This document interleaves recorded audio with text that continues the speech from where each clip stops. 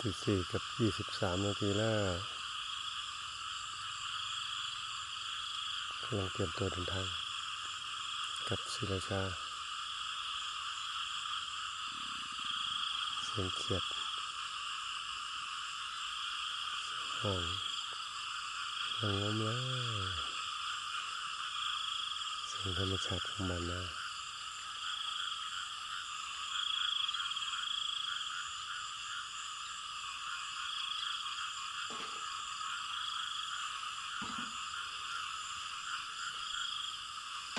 เพิ่งฝนตกลงมาเฮ็ดให้กบเขียดห้องระงมแล้ว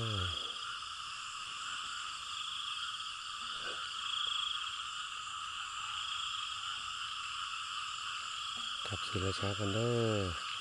รอบเดือนหน้ามิถุนายนจะมาใหม่